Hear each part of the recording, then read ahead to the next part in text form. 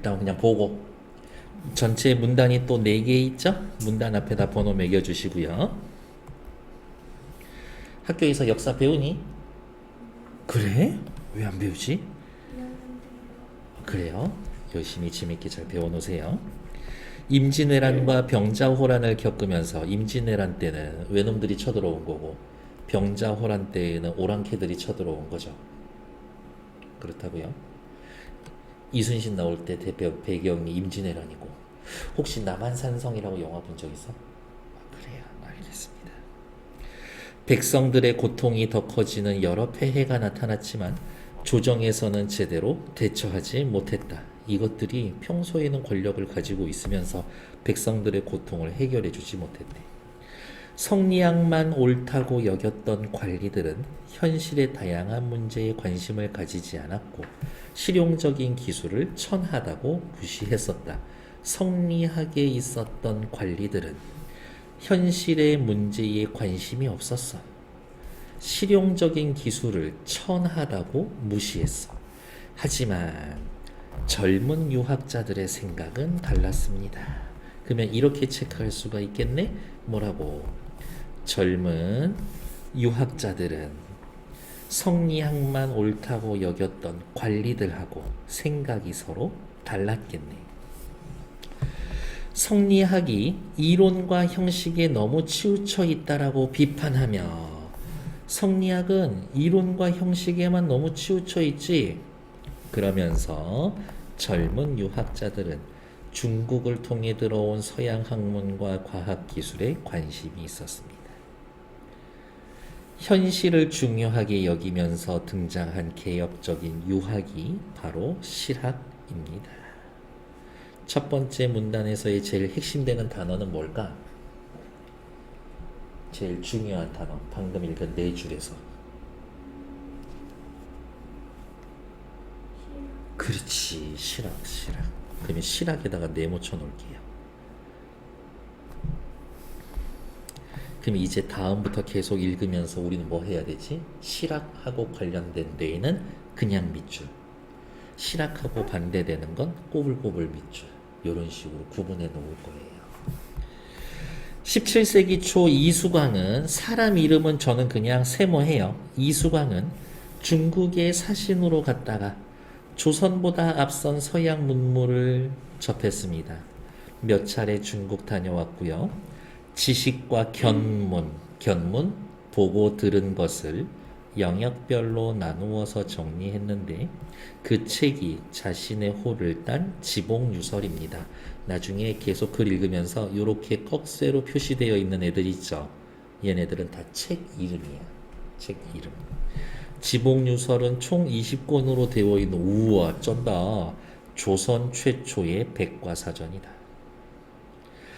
이수광은 실학이 성장할 수 있는 토양을 만든 인물이라고 할 수가 있다. 실학의 토양을 만든 인물. 실학을 좀 개척했습니다. 요 정도겠네. 이수관의 업적을 토대로 후배 학자들이 본격적으로 발전시킨 게 실학이기 때문이다. 이후 실학은 농업 중심의 사회개혁을 주장한 중농학파. 무슨 뜻일까? 어디가 있어? 농업을 중요시 여겼습니다.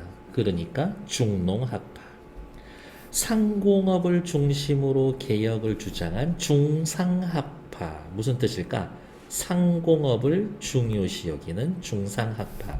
두 가지 흐름으로 발전을 했습니다. 18세기 후반에 중농학파 정약용, 상공업에 관심을 보였지만 중상학파 박지원이 토지개혁을 주장하는 등 여러 개혁가들이 한 목소리를 내기 시작했습니다. 슬프다. 이러한 개혁은 정부 정책에 거의 반영되지 못했어요. 왜? 실학자들이 당시 권력과 거리가 먼 붕당은 정치 집단 이거나 가문 출신이 많았기 때문입니다. 내가 이러한 개혁적인 성격을 가지고 있어, 생각을 가지고 있지. 그러면 그것을 실행할 수 있을 만큼 높은 자리에 올라가야 되는데 그러지는 못했대. 실학자들의 개혁 방안이 제대로 수용되지는 못했지만 실학의 영향으로 우리 민족 문화에 관심이 커졌습니다.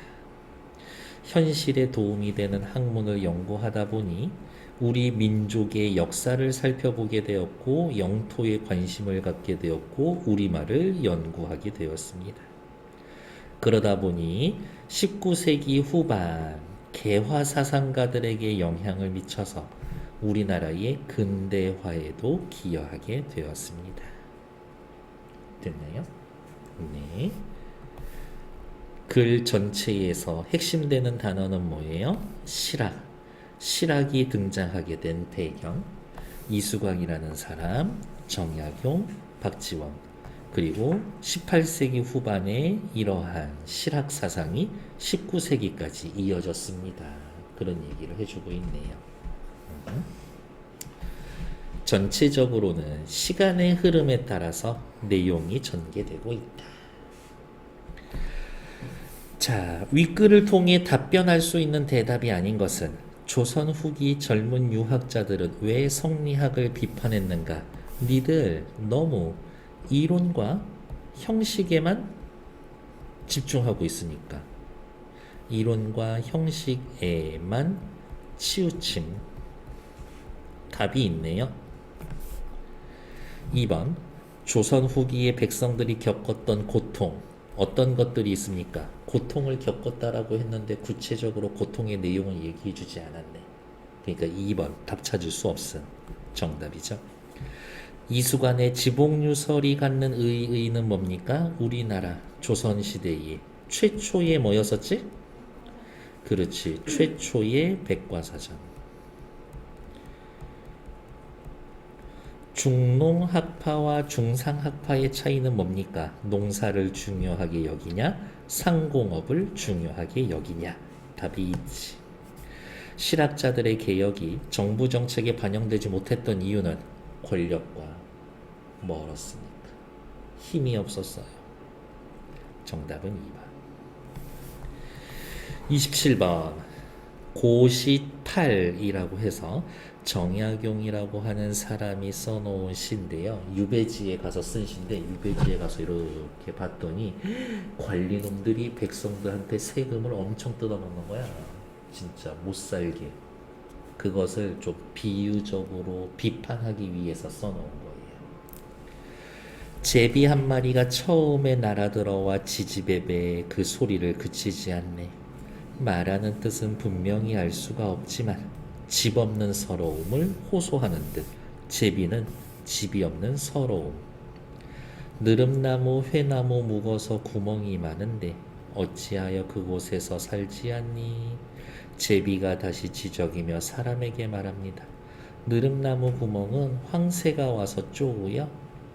회나무 구멍은 뱀이 와서 뒤져요. 그래서 살 수가 없습니다. 제비는 누굴까요? 고통받는 백성이겠지. 황새와 뱀은 누굴까? 백성들 괴롭히는 관리들 이야기하고 있는 거겠네요. 허생은 조선의 현실에 대해 이렇게 말합니다. 허생이라는 사람이 이렇게 이야기할 거래요. 고전 소설이에요. 말만 하고 있는 관리들 비판하는 거야. 병자호란 때 오랑캐들이 쳐들어왔는데 굴욕적으로 항복을 하고 되돌아가고 나니까 내가 언젠간 니들에게 복수할 거야 라고 하지만 말만 하고 있는 거지. 그렇게 말만 하고 있는 관리들을 비판하는 소설이에요. 허생은 조선의 현실에 대해 이렇게 말했다. 조선이란 나라는 배가 외국으로 통하지 않고 조선이라는 나라는 다른 나라와 적극적으로 해외 무역하지 않고 수레가 나라 안으로 다니지 못해 도로가 잘 갖춰져 있지 않아 유통이 제대로 되지 않아 온갖 물건이 제자리에 나서 제자리로 사라집니다. 즉 상업, 장사 같은 거를 하지 않습니다.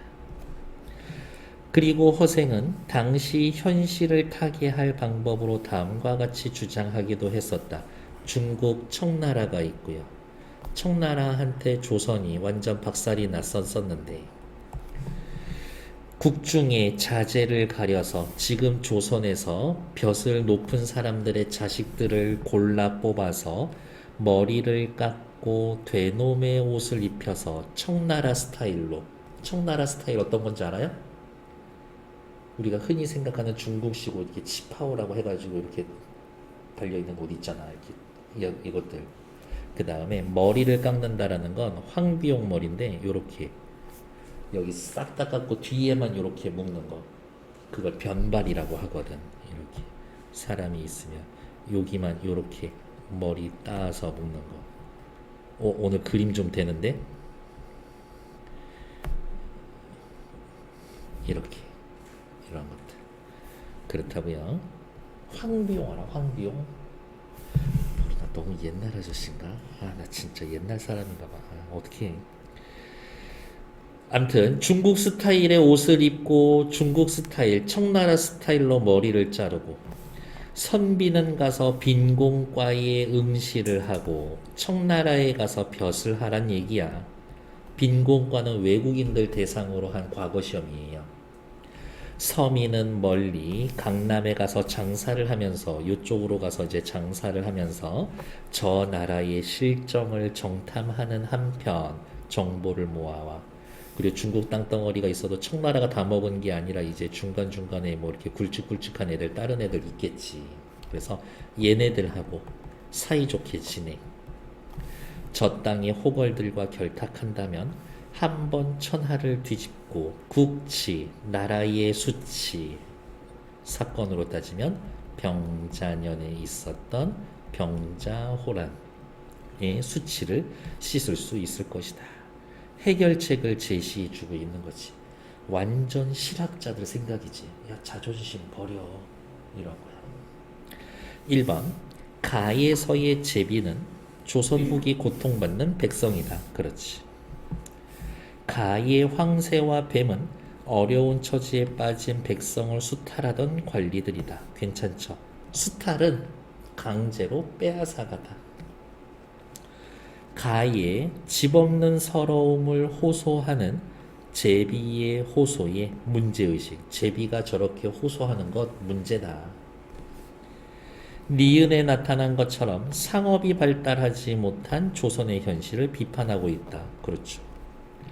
되놈의 옷을 입고 저 땅의 호걸들과 결탁해 성리학자들? 아니죠. 실학자들의 주장이지. 정답은 5번. 다음 페이지. 얘는 완전 거저 먹을 수가 있겠네. 실학의 등장 배경 어디에 있었지? 실학이 등장하게 되었습니다. 첫 번째 단락에 있었죠. 첫 번째 문단에 있었지. 첫 번째 문단으로 가야 되는데 어떻게 가야 되지? 대충 이렇게 해볼까?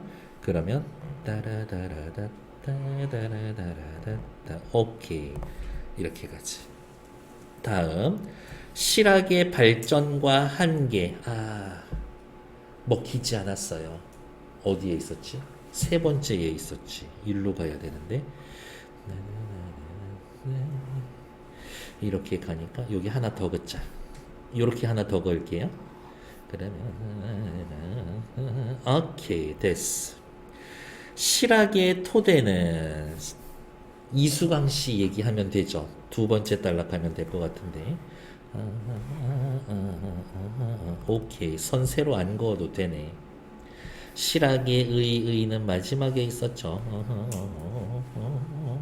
오케이 요렇게 올 수 있겠네.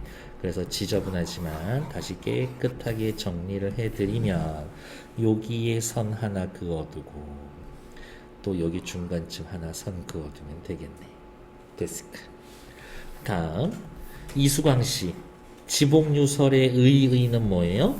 조선 최초의 백과사전이었다.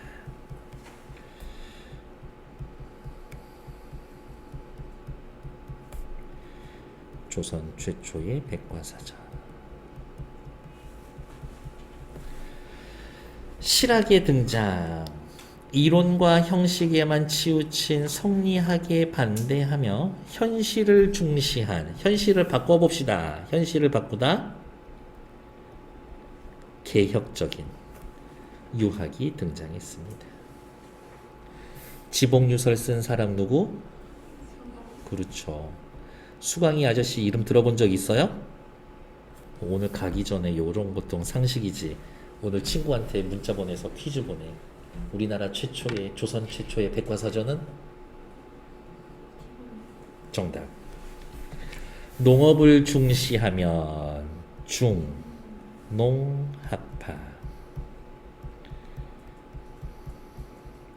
상공업을 중시합니다. 중상학파.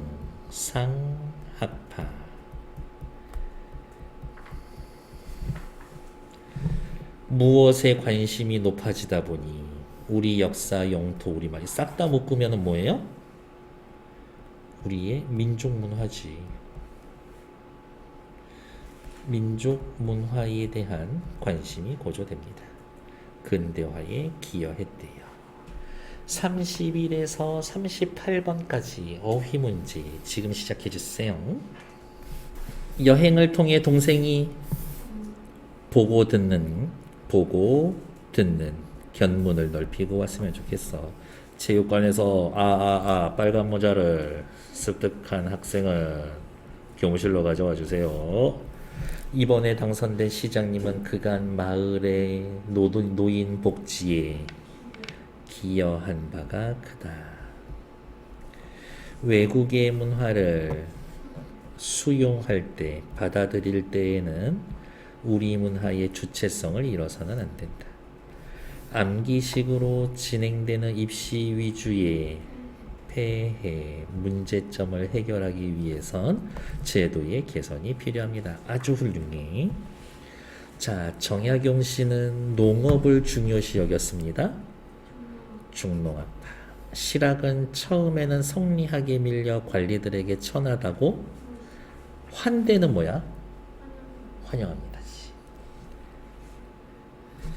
환영합니다. 태풍의 진로를 파악하고 이를 대비할 땐 적극적이고 능동적으로 대처해야 합니다.